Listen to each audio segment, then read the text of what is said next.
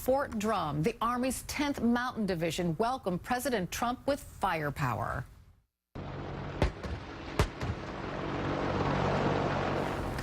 The president, clearly impressed, thanked our American heroes and signed the National Defense Authorization Act. Translation, the act provides $717 billion to the military. Compare that to China, $228 billion, and to Russia, $66 billion. And the U.S. is way ahead of the game.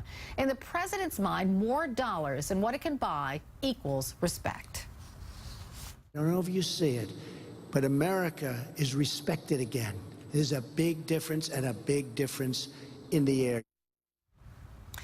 Included in that $717 billion package is Mr. Trump's military parade and perhaps his proposed Space Force. But critics say military might does not translate to respect. Mr. Trump's shabby treatment of America's European allies and his embrace of Vladimir Putin has made the U.S. laughingstocks. Opinion Nation, is America again respected overseas? Let's talk. Joining me now is James Carafano. He's the Vice President of Foreign and Defense Policy Studies at the Heritage Foundation. Melissa Bryant is the Chief Policy Officer for Iraq and Afghanistan Veterans of America.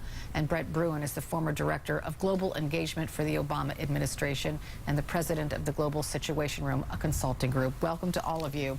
James, I want to start with you. The President, that was a long speech. I only played a bit of it, but the President said America is again respected overseas, in part because of America's great military might, and, you know, because he's funding that military might. America now has the best equipment in the world. Is the President right?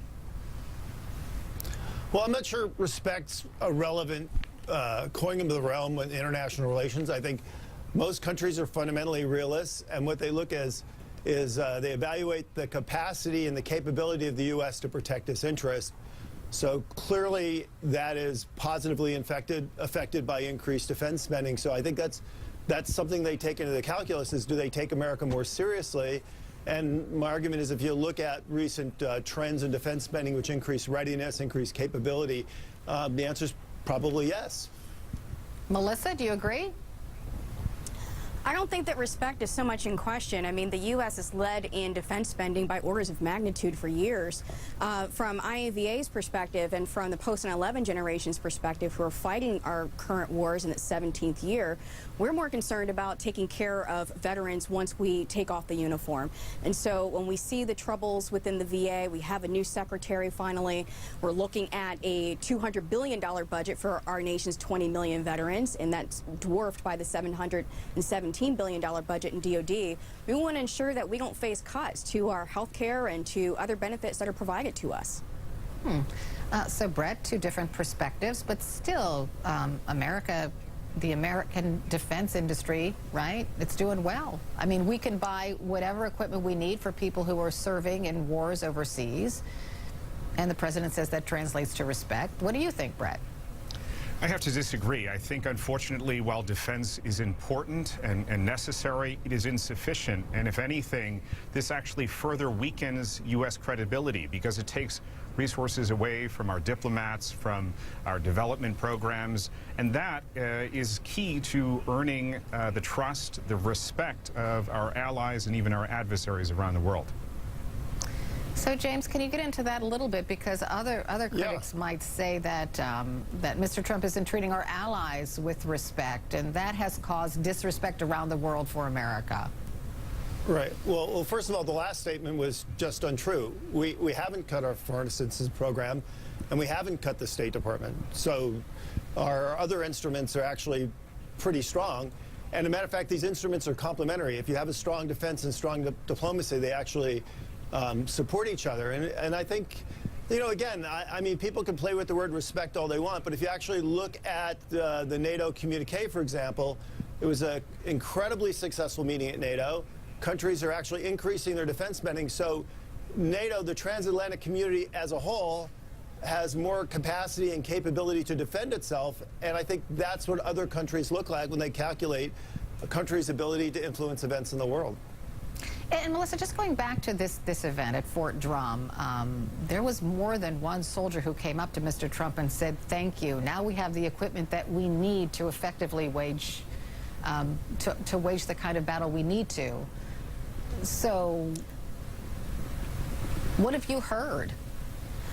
Well, what we hear from our troops and, our members within the post-9/11 generation in particular who are still fighting these wars again is that, yes, readiness is a top concern. And so, you mentioned at the top of the hour, included within the NDAA is the military parade. And what our members are telling us, 70% back in February when we polled them, that they're not in favor of the military parade because they believe that it erodes readiness and it detracts from their operational missions. So again, I'll agree with my colleagues in that respect is a word that may not be a bit of a misnomer, but in terms of readiness, what we're hearing from our members is that they want to ensure that they're still receiving steady funding. And that's the one positive we can say about the NDAA is that it was signed months in advance of 1 October so that there won't be that disruption in funding and authorities. Yeah, and it doesn't appear to be the case, Brett, because everybody was on board with this package for defense spending. Yeah, and certainly defense spending needs to be there. We're facing more threats. I think there are some key gaps, notably with our defenses in the information warfare space. I also have to correct my friend from the Heritage Foundation. The Trump administration has proposed a 25% decrease in spending both on the State Department and USAID. Those are critical tools for the defense of our country. While an aircraft carrier is important, a fighter jet is important, those can't free Americans that are held hostage overseas. They aren't able to negotiate new trade deals. We need to ensure that we are strong on all fronts. James? Yeah, well, the reality is the budgets haven't been cut. So what's in the president's budget proposal could be one thing, but if you actually look at the budgets that have been passed or the continuing appropriation, we haven't cut diplomacy and we haven't cut foreign assistance. So to argue that we've lost capability there, if you just want to look at funding levels, is just factually not true. Melissa, and this might be a little off topic, but we have American troops in places like Afghanistan, but we don't hear much about what they're doing there anymore. Why do you suppose that is?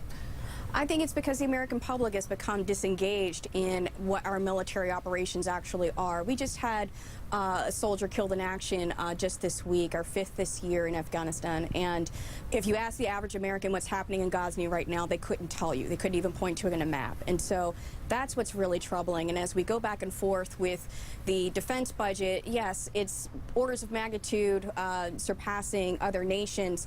But I think the true value of American ideals is to show we take care of these troops once we take off the uniform. And again, that's why I bring up the veterans' perspective on this. We still have 20 suicides per day. 20 troops and vets are dying by suicide per day. We have a massive overhaul of the VA. We've got to take care of all of these troops once they come home and become a part of the VA and become veterans. And so I think that that's a true representative of American ideals when we take care of us when we come home. Okay, I have to leave it there. James Carafano, Melissa Bryant, Brett Bruin, thanks to all of you.